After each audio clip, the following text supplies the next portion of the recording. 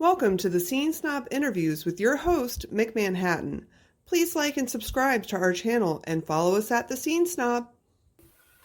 What's going on, everybody? Welcome to the Scene Snob interviews, and I am, of course, your host, Mick Manhattan, the Scene Snob. Thank you again for joining us.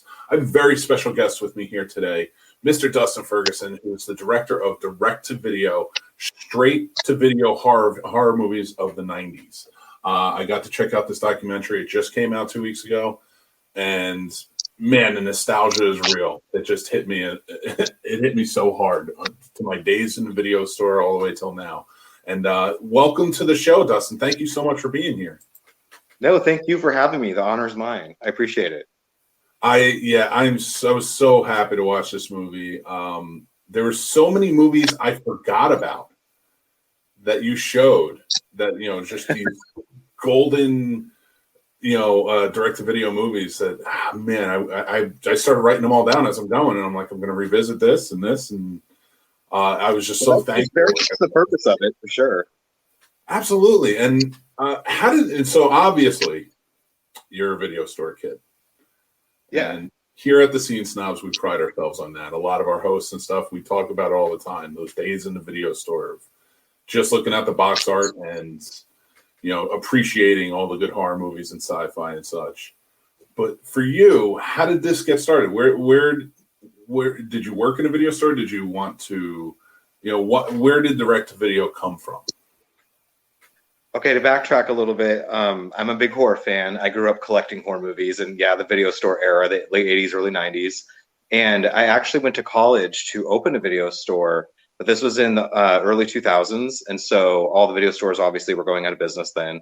So I ended up just managing different pizza places and using my business management degree for that. And then I started making movies on the side with some coworkers, and then obviously, the film career blew up. And then actually in 2017, everything kind of came full circle because I opened a video store. Because at that point it was nostalgic. It was sort of like record shops where it was like making a comeback. And so I had this like crazy horror section and had a video store for about 11 months. And it started just out as my own movies. My whole collection is what started the store. And then it grew into like a legit store. And I actually sold the store to my regular customer, Mike Reeb, so I could move out to California and do films full time, which of course led to direct to video last year. That is so awesome. And where is the video store? Just so that way anybody can go check it out. It's in Lincoln, Nebraska. It's called Old School Video. That's awesome. I love it. And you're out in California now. That used to be my old stomping grounds out in LA. How do you like it versus being out in Nebraska? I love it. What a lot of people associate with moving to California is LA, and I live actually about an hour south of there. I live in Riverside County, where it's just a lot calmer, more peaceful, because I do most of my work from home. And obviously during COVID times, So I only have to go to LA maybe once or twice a month. So it's sort of like the perfect spot for me. Like it's really affordable. It's really a nice area to live in. And I'm close to everything I want, as far as the beach, the mountains, Hollywood, just about anything. Absolutely. Riverside is gorgeous. And for you, so you get out to you get out to California, and I mean, you're a movie lover. You appreciate the direct-to-video titles. How did you start putting the whole project together? Reaching out to the different, because you have so many wonderful stars in your movie who come on and talk about like some of the great movies. To name a few before we get started, like you have Clint Howard, Lloyd Kaufman, Tiffany Shepis, Kelly Maroney, Brink Stevens, Jim Wynorski. I mean, the list kind of goes on, quite a bit, and you get in depth with all of them, and it's really wonderful, and it's really exciting to see the enthusiasm in their face talking about it. Yeah, it's funny because surprisingly, the documentary was pretty easy for me to assemble because all of those people involved were people I'd actually worked with previously. I'm up to, I think, 111 or 112 movies at this point in my career. So over the last 3 years of living in California, I've met all of them previously and worked with them in some way. And so it was easy for me to reach out to them because for them, it was sort of like a reunion. Like the big day of filming we had that we did in an office, where I had like the same background through a lot of it. All of that was done like on the same 2 days. And so they were kind of overlapping interviews and running into each other out in the hall and stuff. And it was a lot of fun. And I think that translated into the documentary. Everybody was in a really good mood when we did it and felt nostalgic, and we're dishing up memories with each other before the interviews. And I think it just really shows. And I think that is something I didn't really anticipate, because, you going into it, you have a certain idea what it's going to be. And I think 90s direct-to-video films have a certain feel about them. And I think that it sort of naturally felt that way with this, just because of the people that were involved and the time that we did it and how they all got to kind of run into each other previously. And I think it really shows for the fans. Yeah, absolutely. And you can you can tell again with their enthusiasm and how they're opening up. Like, you guys got along well those days while you're recording, definitely. Well, and I ask the kind of questions a lot of people don't ask. It's like, we all hear the same questions in interviews, and it's sort of like, we want to know the real truth. I want to know what was really going on the set of this one day. Like, what was up with that? And we got to those sort of questions. And I think that that's what makes it stick out, when there's a lot of other documentaries that are similar coming out right now. That's actually, I'm really glad you said that, because I was comparing it to a lot of the documentaries that are coming out, and it is very different. And one of the things I said to you in the beginning of this is, like, there's so many titles that, you covered in your film that I was just like, wow, I completely forgot about that. And I loved that growing up, like Doll Man versus Demonic Toys. I was like, I completely forgot that existed. And it's such a fun movie. I love that movie. I personally love that movie. And it's just like, and again, the way you kind of cut everything together, there's so much joy in it. You can tell, and not to put any of the other documentaries down, because they've all been pretty fantastic. But like In the Search of Darkness, this is great, grandiose tribute to 80s horror movies. But it doesn't go as in-depth, and it doesn't seem like there's anything more than like things we have heard before, but maybe from a different perspective. But, whereas with your documentary, to gush a little bit, if I can, do you hear those inside stories? Like, I love Pumpkinhead 2. And when are you ever going to hear about Pumpkinhead 2 let alone that much detail in a documentary? You really aren't. So, I mean, thank you for that, first of all. No, I'm glad to hear that, because those are the same movies that mean a lot to me. That's what I grew up in. And obviously everyone agrees that's seen this, that it just doesn't get enough love. People don't talk about those movies anymore. And I thought that it was just really important to put those in the spotlight and really hear from these people, because it is really a forgotten era. It's like things from the 80s kind of changed in the 90s. We had the direct to video horror of the 90s, but then it was quickly swept off the map when Scream came out in 96. And it's sort of like everyone forgot, like you said, about Doll Man versus Demonic Toys and Dolly Dearest and Ice Cream Man. It's like you bring them up now and people are like, oh yeah. And it's this whole era that I think people need to remember. Yeah, and the nice part about it is, like, companies like Vinegar Syndrome and Shout Factory and such are bringing them back kind of into fruition with Blu-ray, but I don't think it's moving fast enough, and I don't think they're delving deep enough. Like the movies that you cover in your documentary, like they should come back out. I think that would be a great way to go about it. You don't really see them streaming anywhere. Let's get them. No. And that's sad. It's sad to feel like you're going to lose that in some way, but not with your documentary. With your documentary, we can go remember and go out and search again. Oh yeah, kind of like with everything I do, I'm big on the mood and the feeling it evokes, and I think that when you watch it with everything combined in it, you have that feeling, the video store feeling again. And that was my purpose, my sole purpose behind all the interviews and the clips and everything that's in it, was just when it's over, you have that nostalgic feeling again and you want to go watch those movies. Oh, absolutely. And I did, like I was telling you, I started writing things down. I'm like, I got to check this out. And just really go search it out. One thing I wanted to ask you as a director, because you had said you like 200, 300 movies that you've done. And just from the directing standpoint, since 2014, you worked on a ton of movies. Like I mean, I don't think I can even count them all. And you've really put some a lot of content out there. How do you do so much in such a little amount of time? I guess. I mean, that's only 6 years or so. And B, what's the what made you go from like narratives to doing a documentary? to tell the story? Like, was there anything that really pushed you in one way or the other? Well, I only ever started making movies, horror movies specifically, because I'm a fan. And so people that watch my movies see the influence in them. I made a franchise called Meat Hook Massacre, and it's obvious what the influence is, and so that's just kind of what I've always been about. And I think that it's not a big step for me to make something informative about horror either, because I've always been about educating my friends and the people I know about horror and the influences in my life and what's behind the movies I make. And so, like I mentioned before, with the context I've made working on so many films, it really was just a natural progression for me to do something like this. I find it easy, and it's not my first documentary either. I'm doing a follow-up. I just did a follow-up to it called Stale Popcorn and Sticky Floors. And then we're starting Now to the Faint of Heart, which is, going to kind of be like the trilogy of them. Oh, that's awesome. That's fantastic. I would say if you ever decide to spawn off and do like martial arts films or action film, directed video martial arts or action, I'd be in on that too, or sci-fi or fantasy, because there's some fun stuff down, across the board coming out direct to video back in the 90s.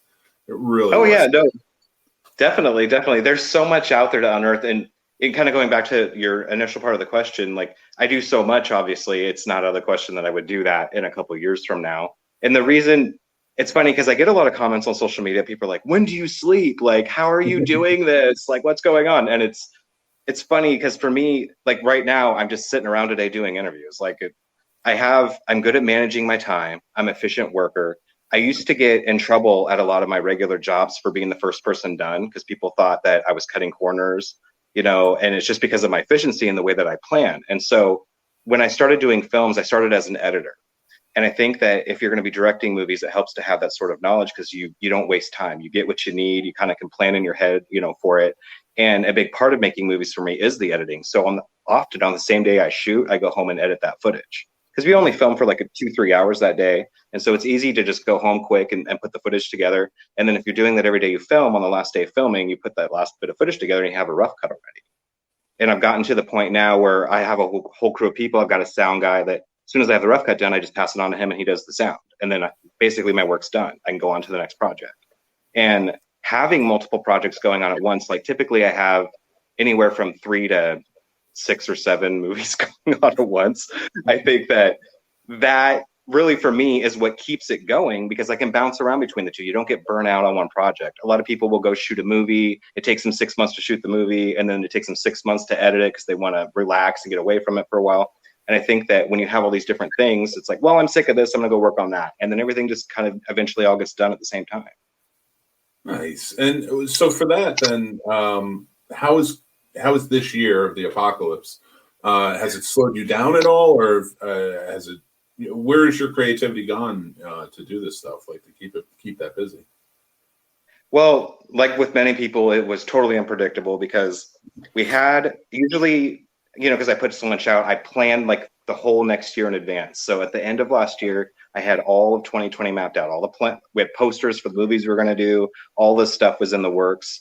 And then around March, after like our second movie, COVID hit, and things changed. And I thought that, what am I going to do? Like, I can't make all these movies now. And how am I going to survive? Because this is what I do full time. I was like, I can do editing gigs and stuff like that, but that only goes so far.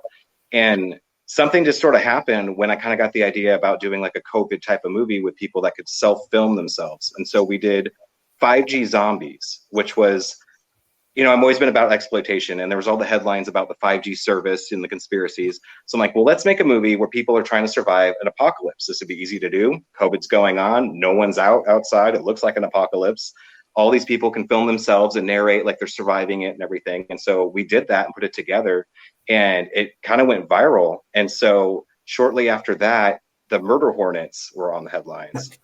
And I was just like, man, I should do a follow-up and have it have murder hornets. So I did, and we kind of did it the same way where we had real minimal crew. Like it was just me and 1 or 2 other people most times, and everybody else self-filmed just attack scenes being attacked by CGI hornets. And so the whole thing, honestly, was made in like $5. Like it was cheap. And we made it and put it out, and again, it was a hit. And then so suddenly I'm making all these crazy movies. Like we just did a Bolarex, and we did Arachnado, and I just shot an Amityville movie. And I've found that this year has been my most productive year. I originally had 10 movies planned for this year, and actually it's turning out to be 16. That is awesome. That's fantastic. Congratulations on that. Thank you. It's crazy.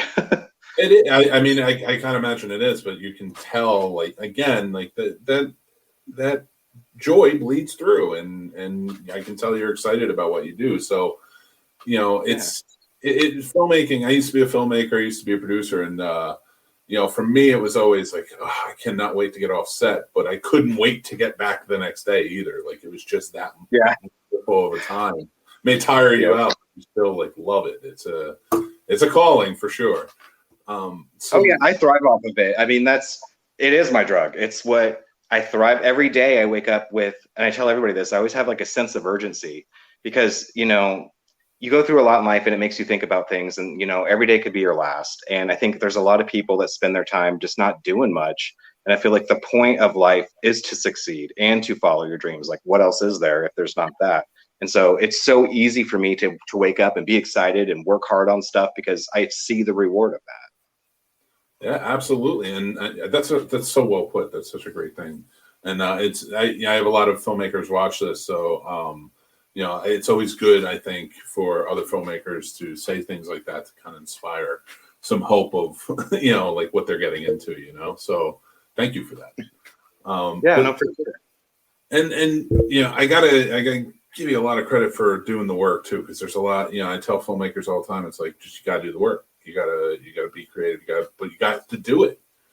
You have to just. That's what it boils down to, is the follow through. I mean, a lot of people can start projects or kind of get the ball rolling, but it's about seeing it through, getting it completed, getting it released, and then learning from that experience and moving on to the next one.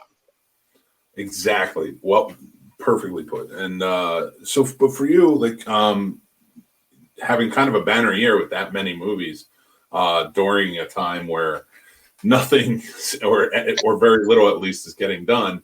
I have found during this 2020 that I'm finding I don't like the fact that people are saying that there's no new content. This sucks. No, there's no new blockbusters coming out. And I'm okay with that, right, because I found a lot of gems that would probably get lost in any normal year. And more and more as they go. And well, you know, people don't really realize that we had the best, most grisliest slasher films in the 80s, you know, as a result of the politics and the environment at the time. Mm-hmm. And I think that COVID is going to be, it's just like a war, you know, that's going on where it's the people feel it and it's making them feel a certain way and desire a certain thing. And I think that horror is strong right now. And I think that especially with, it's like an opportunity for the indie filmmakers. And that's what I've been screaming to everybody. It's just like, Hollywood shut down, so it's really up to us. You know, like during World War II, the only escape people had from reality was going to the movie theater. Like that's the only thing people had still was just some sort of escape of entertainment. And I'm making headlines because I'm the only person doing it. Like you just got to create right now. You know, it's the time to really do it because everything I'm doing now is going to last for forever. It really, and it is. And again, like to put out almost 60 movies this year that's a big help from an indie world, from an indie perspective, you know, in a world where we can't even get movies that are already filmed by the big studios to come out. Then push back. So I found through my talks and you know, interviews and things like that I'm finding more and more that people are just like getting tired. They're like, all right, if you're going to keep pushing your movies back, then maybe we need an indie, not resurgence, but like kind of takeover, if you will. Right. Right. And one thing I kind of equate this to when I'm talking to friends, the movies that I have been finding that have been coming out. Now, they're all on streaming, of course, but it's almost like being at a video store when you were young and just, I'm going to give this a try because there's nothing else and this is new. So I'm going to give this a try. And the streaming services have actually gotten easier to maneuver, in my opinion, because you're just like, all right, I don't want to watch the same thing over and over again. Movie theaters that are open are only showing old movies that I've seen 1,000 times. You know, I'm going to go to this indie hit. So how have you, you know, with your projects, how have you felt about that coming out, like with the streaming? Oh, it's definitely worked in my favor as an indie director. Like I had a huge resurgence. Like right around the time this happened, I kind of got a fire under my ass to launch my DVD store. You know, I'm like, I only had a streaming service at that point, which is good for times like this. But I'm like, you know, people are buying movies now. There's not much else to do. And I have all this content. Like, I get so wrapped up in the movies I do, I don't have a lot of time to then, once they're done, I kind of just move on to the next one. And sometimes I realize I'm like, I got 50 movies. I should probably put those out. You know, like it's like, I just finally, you know, did that, and it's really been what's been my bread and butter. It's what's keeping me going, you know, is because people are at home and they're watching movies and they're discovering new things. I've had this huge boost, I think, since I started doing these pandemic movies, you know, with people discovering my work, and it's really been beneficial for me. So what would you say to other indie filmmakers and how to maneuver the streaming world? You know, for you, how does it work? Like, is there any pointers you would give, or you know, just advice in general? I think that we're still living in like a social media age, and so a lot of it's about branding. A lot of people, I think, have the assumption that they've made it if they get their movie on Amazon, but the thing is, like, it's notorious that Amazon doesn't pay anything. Like, you get a quarter of a penny or something per hour streamed. Is just ridiculous. And so I think that what really, just like the films, having an independent service that's going to give you a higher percentage, it may be more niche, but you have more control over it. And if you're good with your branding, it doesn't matter how niche it is, because it's big enough that you'll earn a living. And that's what I've done with my Vimeo service. You know, like, it's not a lot of people have that service or really understand it, but my fans specifically are discovering that's a good way to get access to all my stuff, and they're willing to learn it. And now that they do, they're there and they're paying for it every month. That's very nice. And okay, so that's great. And I like Vimeo because it's pretty much anti-YouTube. You know, it's very different. You can put anything you want on it. There's no creative restrictions, and I make some weird movies sometimes, so it's good for me. So, but for you, to kind of like, as a film fan, not just a filmmaker, what is streaming like? You hear a lot people are against streaming. Filmmakers are against streaming. I think a lot of it is just kind of a weird bias in a way. Like, I don't know that it is the future. It is here. It is what we're doing. So I collect, you know, my DVDs and things like that still, but streaming, I'm not turned off to it. Like, there's still something about it. It's still, since we don't have video stores, you kind of have that now to kind of fall back on and look for things. You know, how do you feel about it? No, I'm somewhere in the middle like that, where I grew up a collector, obviously. So anytime there's an old, like, you know, Vinegar Syndrome or Shout Factory releases something that I want, I'll still buy it, you know, because I want to own it and I want the special features. I want the remastered edition just to have, because movies don't stay on streaming services forever either. A lot of them get switched out and stuff. But for me, it's about convenience. And I feel like that's the point of streaming, because I got to a point as a collector in like the late 90s, early 2000s, where, you know, every couple of years when I'd move or whatever, I'd have boxes and boxes and boxes of movies and burned DVDs and all this ridiculous crap that I'm loading around, and I only watch one time. So it's like, do I really need a copy of everything I've seen? You know, like, it's to the point now where, like, streaming's fine. I'm going to watch it one time and probably forget about it in 3 days anyways. So I think it's perfect for what it is. I think that there's movies you want to own and there's movies that you want to passively watch. So it's good to have both. Yeah, I like that. That's a good way to put it. And so with you, I felt bad because now I rented your movie on Amazon, but I should have went to your Vimeo. So let me put that out there. Everybody go check out direct to video, but do it on Dustin's Vimeo, so that way he can make the money. Absolutely, because I like to do that. I like to, especially when it comes to independent, like, if I can rent it to put something towards the filmmaker, I want to do that, you know. No, for sure. You know, even if it's on, like, say, let's Netflix, which very few and far between, and rare that a good indie film will be on Netflix, but for that, I will leave Netflix and I'll go and rent it, you know, because I don't want to put money towards the huge stuff anymore if I don't have to. Right. If it just come out, but I'm rambling at this point. At this point, I just want to go back and I want to talk about direct to video a little bit more. So how long did it take you to shoot overall everything? Because that's a lot of interviews that you covered. We had one main weekend where we did all of the interviews that took place in the office. And then it was just sort of sporadic after that. Like, this whole thing was honestly really ridiculous because, like you said, there's a lot of interviews. So, like, It was a lot. I'm not going to lie. It was a lot to orchestrate and working with people's schedules and running all over LA, like everywhere. There were days where I think we had one day where like the day we filmed with Clint Howard, where I was filming 3 other movies that day. So I was filming scenes for different projects. And then he was like our last stop.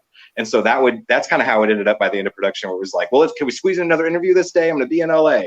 And so it was one main weekend and then maybe like 5 or 6 kind of off days where we did 1 or 2 interviews until the whole thing was done.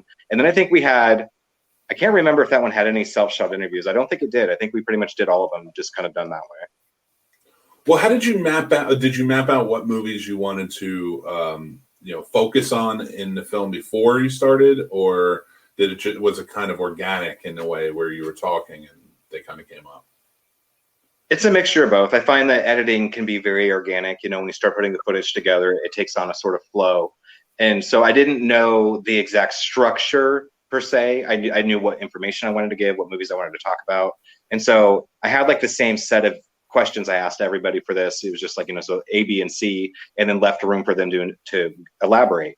And something I didn't mention before is the initial cut of this was over 4 hours long. It was like 4.5 hours. And it was thorough. And the thing that actually got me to cut it down was, even though I feel like there's so much more information that, people could learn from it, I tend to notice that those longer documentaries, like the Freddy Krueger one and stuff, people only watch one time. Because they don't want to sit down and invest another 5 hours into watching the whole thing again. But when you make it under 2 hours, it's a swift watch and people might put it back on replay. And I think that not only is that good for them, I think being a fan of the film, it's good for me as far as rentals go, if they're going to want to watch it more than once.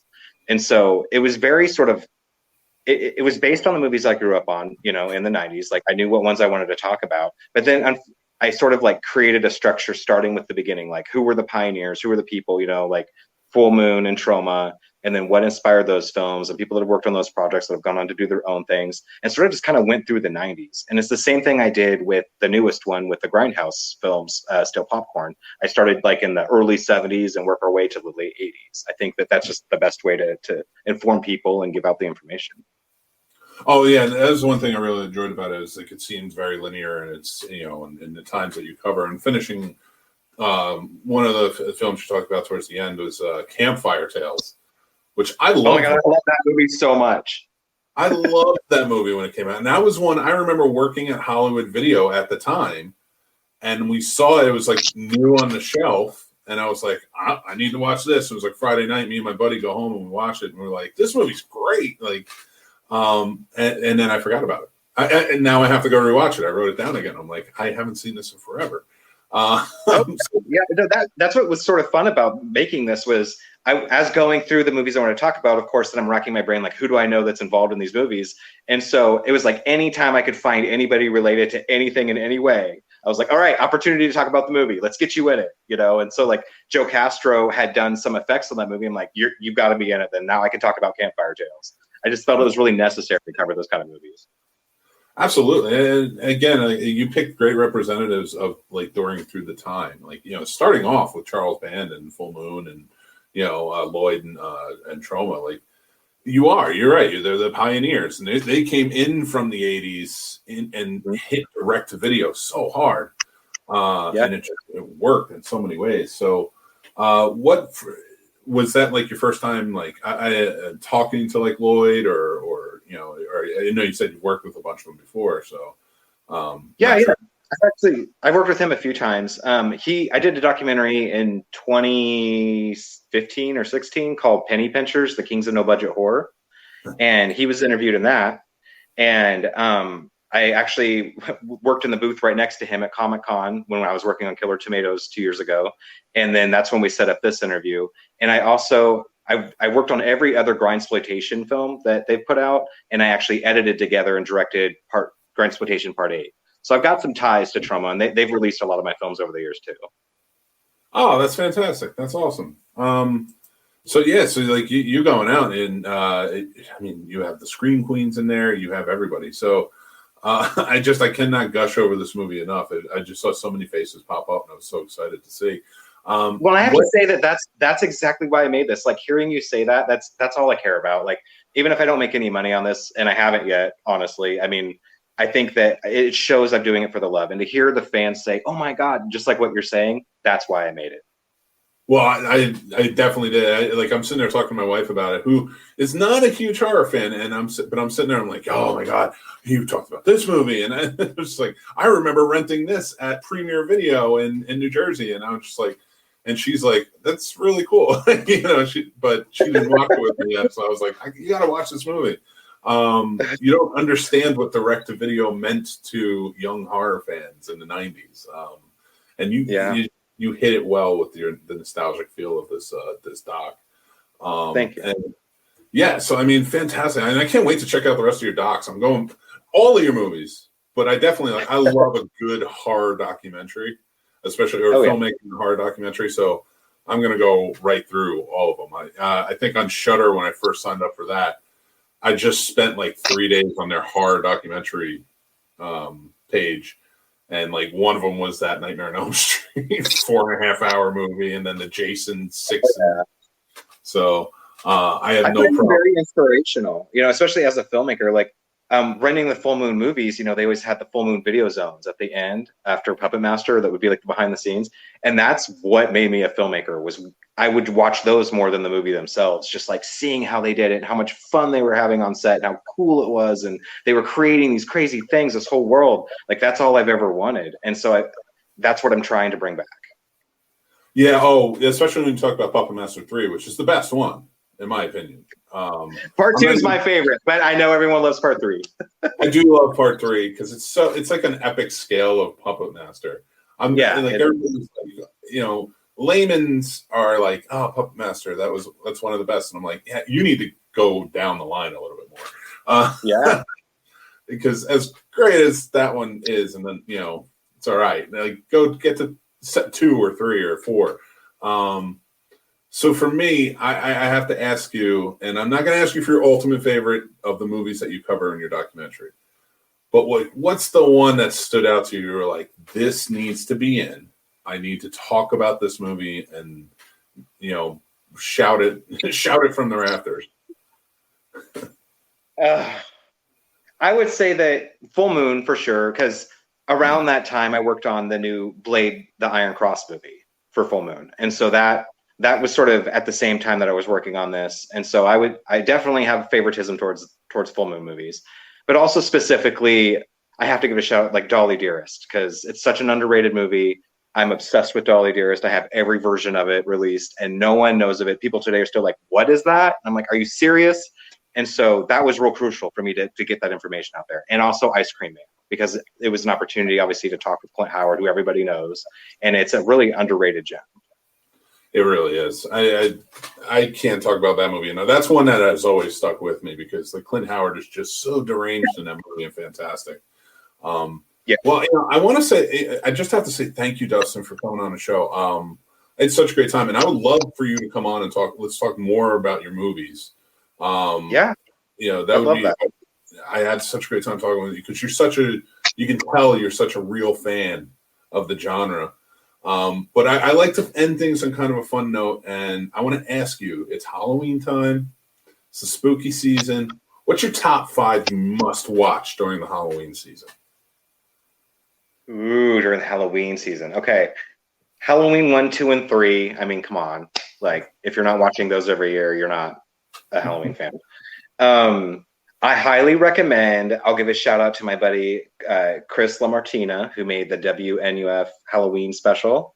I just saw it. I was on, I'm sorry, I didn't mean to cut you off because I just get excited. I loved everything about it. And I was actually on Twitter like, come on, please be on the show. I want to talk to you about this movie. He was just, it was so good. And I was like, it reminded me of, what was that Ghost Hunt?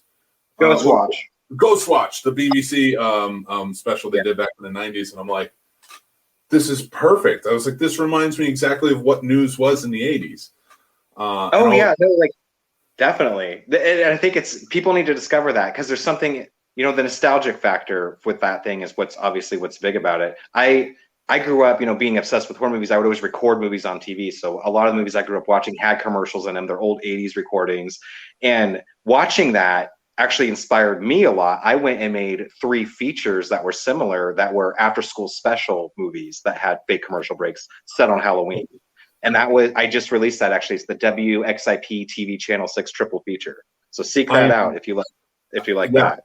100%. I'm watching that. Oh my God, that's so exciting. But yeah, WNUF that's a great choice. And I love that recommendation. And then so definitely I have to Night of the Demons. I worked on the new Night of the Demons. I co-directed the documentary for that. So I got to give a shout out to that too. That's the new one was fun. I really enjoyed it. So and I haven't checked out documentary, but I'm going to watch it now. Because Night of the Demons is always one that, for me, like I found that in high school. So I found that later and from when it came out, and I was just like, this is, how did I miss like 10 years of being able to watch this movie every year. The sequels are good too. You know, a lot of people only think there's the first movie, but they're all pretty decent. Oh, you cover that too in your doc, which really works. Like I forgot, again, it was just those movies that kind of come back in, and I'm like, I forgot how good that was. I forgot how much I enjoyed and like how I felt when I first watched that. And like it's a lost era, you know, and people need to remember. Absolutely. Yeah, it did get lost in that. And as much as I like the movie Scream, it did get lost in that whole wave of teen horror movies that came out. Because there were some really fun ones that came out. And you cover it perfectly in your doc. Dustin, thank you so much. This is amazing. And now I can't wait to go check out the triple feature. I'm so excited for it. Because like things like that remind me of, like you said, taping horror movies and having, I will make my 8-year-old watch, partly because they're TV edited and, he's 8. So like I'll make him watch the horror movies on TV. And it's like, yeah, that's how I did it when I was a kid. That's how they were available. That's awesome. So I did show him the WNUF and he loved that. So I'm thinking he's going to love your triple feature. Oh yeah, and they're all super PG. It's just like that. They're like TV edit versions. Like they're really safe for kids. Oh, that's awesome. I cannot wait to dive in and see everything. You have been fantastic. I love that you're a filmmaker. I mean, that inspires me and so many. I love that you're a filmmaker who's charging through. I'm glad you're having a banner year this year and you've put out so much content because thank you for doing that because you're looking out for the audiences. Thank you for saying that. I mean, not everybody appreciates what I do, obviously, but I know that there are some that do, so it does mean a lot. People, I think it comes down to real fans appreciate what you do. Like, they do, and I hear more and more today. So, yeah, I'm gonna be writing up a review of direct to video. I can tell you it's very favorable. But like just kind of like go through and like. Because I always like to write up my, write in my blogs, kind of like my feelings on it. And you definitely drew some out with this doc. And I think that's always important when it comes to any movie, especially a documentary. So thank you again. It was a fantastic watch. It was so much fun. I was so giddy to talk to you and have you on the show today. Yeah, thank you again. I'm really glad you enjoyed the documentary. Thank you for having me. Absolutely. And Dustin, do you have anything else that you want to promote right now? I know you have some stuff coming out or your social media or anything like that. Oh, gosh. Well, you can just find me on Facebook under my real name, Dustin Ferguson. You can find me on Instagram as The Only Dirty D, which is my rap music profile. And then we have Arachnado, which is coming out on Thanksgiving. And obviously Stale Popcorn and Sticky Floors hits on Halloween. Oh, it's Halloween. Okay, awesome. I can't wait to see it then. All right, fantastic. And if you want to come back on and talk about it, I'm always up for it. So thank you. Anytime. Everybody go check it out. Go to the Vimeo. Pay the man because he deserves it. They're fun. It's fun stuff. So until next time, I am the Scene Snob, Mick Manhattan. Go check us out on thescenesnobs.com. Subscribe to the channel and such. But you guys all know that. Thanks again, Dustin. I really appreciate this. And I will talk to you guys soon. Thank you for having me.